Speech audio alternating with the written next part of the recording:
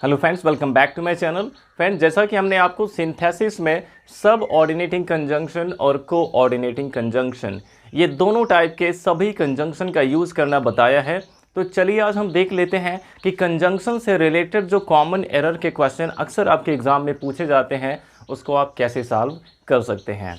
और इससे आपको ये भी पता चल जाएगा कि आपने हमारे वीडियो से कंजंक्शन के बारे में कितना सीखा है।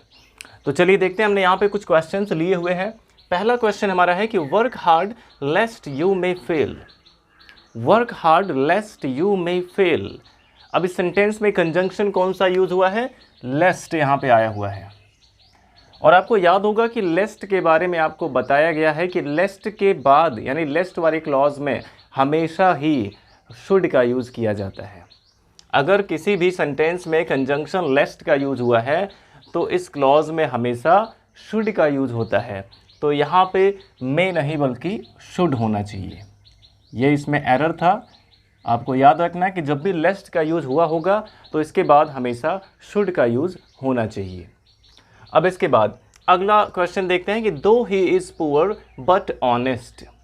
दो he is poor but honest. अब यहाँ पे अगर देखा जाए तो इसमें दो के साथ बट का यूज़ किया गया है। बट आपको बताया गया था कि दो या ऑल्दो के साथ हम कॉमा का यूज़ करते हैं। ऑल्दो के साथ आप येट का यूज़ कर सकते हैं, बट दो के साथ आप और कोई कंजंक्शन यूज़ नहीं कर सकते हैं। तो अगर आप इसको करेक्ट करना चाहते हैं तो आप कैसे कर सकते हैं? यहाँ पे आप करेंगे कि दो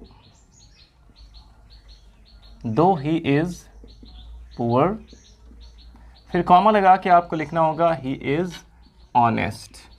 ये पूरा का पूरा क्लॉज आपको लिखना होगा ही इज़ ऑनेस्ट, वो भी कॉमा लगा के। दो he is poor he is honest. इस तरीके से आपको इसे करेक्ट करना होगा। आपको बताया गया था कि ऑल्दो के साथ आप येट का भी यूज़ कर सकते हैं और कॉमा भी लगा सकते हैं, बट दो के साथ आप और कोई कंजंक्शन नहीं लगा सकते हैं, केवल कॉमा का ही यूज़ कर सकते हैं। देखते हैं अगला question. Unless you do not work hard you can not पास। अब यहाँ पे कहा गया कि unless you do not work hard you can not पास। क्या आप बता सकते हैं कि सेंटेंस में एरर क्या है?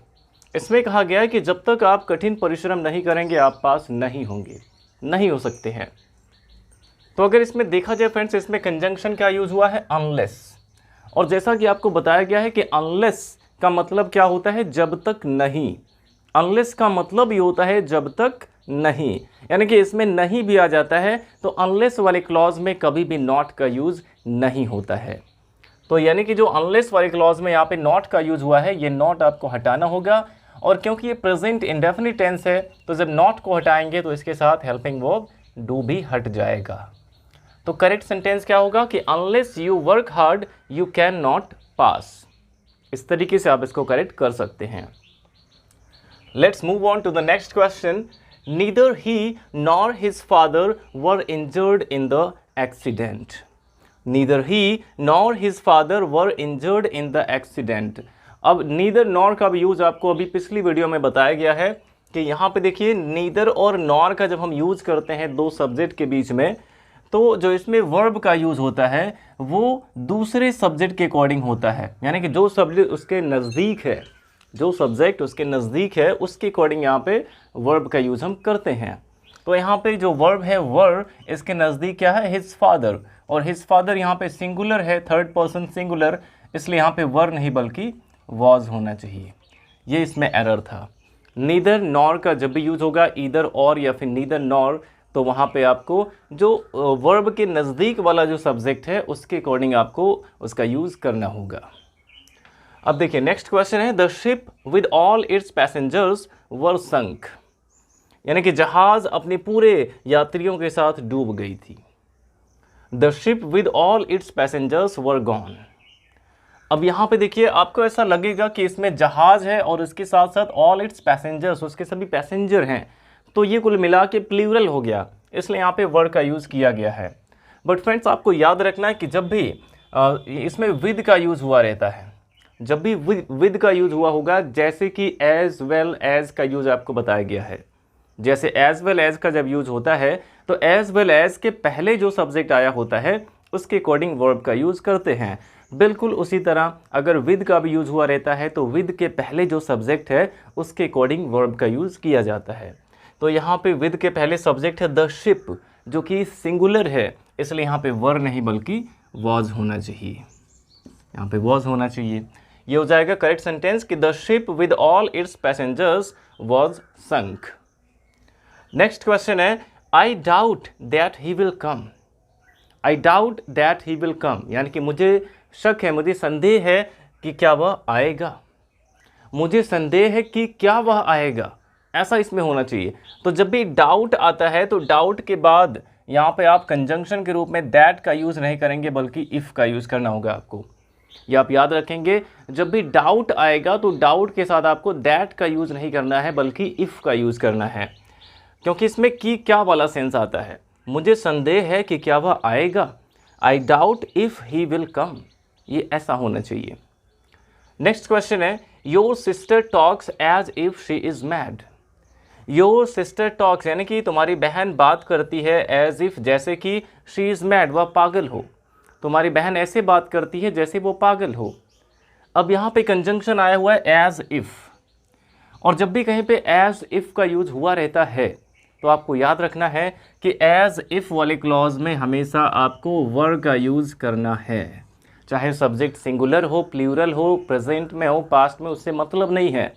अगर आप एज इफ़ का यूज़ यहाँ पे देखेंगे तो इसके बाद हमेशा वर का यूज़ होना चाहिए।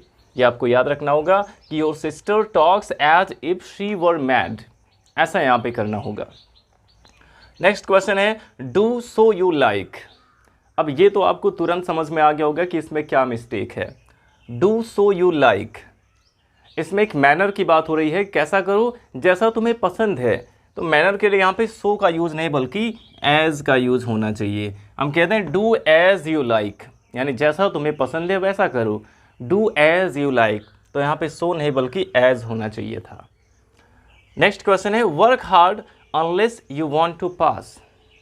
Work hard unless you want to pass, यानी कि वर्क हार्ड का मतलब मेहनत करो, कठिन परिश्रम करो। Unless you want to pass, unless का क्या मतलब होता है, जब तक नहीं, यानी जब तक तुम पास होना नहीं चाहते कठिन परिश्रम करो। अब क्या ये सेंटेंस करेक्ट लग रहा है कि जब तक तुम पास होना नहीं चाहते कठिन परिश्रम करो?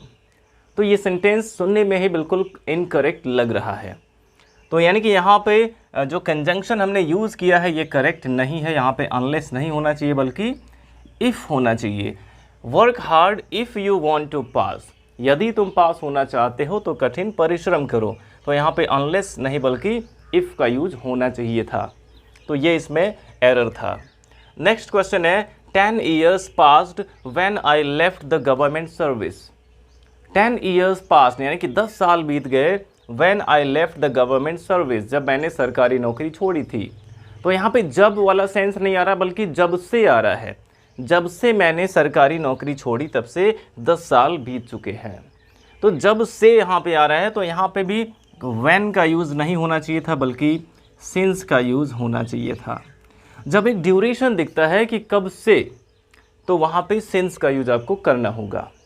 ये हो जाएगा 10 years passed since I left the government service।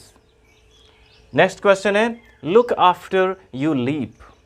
look after you leap, अगर देखा जाए तो ये एक कहावत है, एक सेइंग है ये। अब जैसे कहते हैं कि think before you speak, think before you speak, यानी कि बोलने से पहले सोचो। तो ऐसे ही यहाँ भी कुछ है look after you leap, तो यहाँ पे after नहीं बल्कि before होना चाहिए। look before you leap, ये कहावत होता है। यहाँ पे after नहीं बल्कि before होना चाहिए था, look before you leap।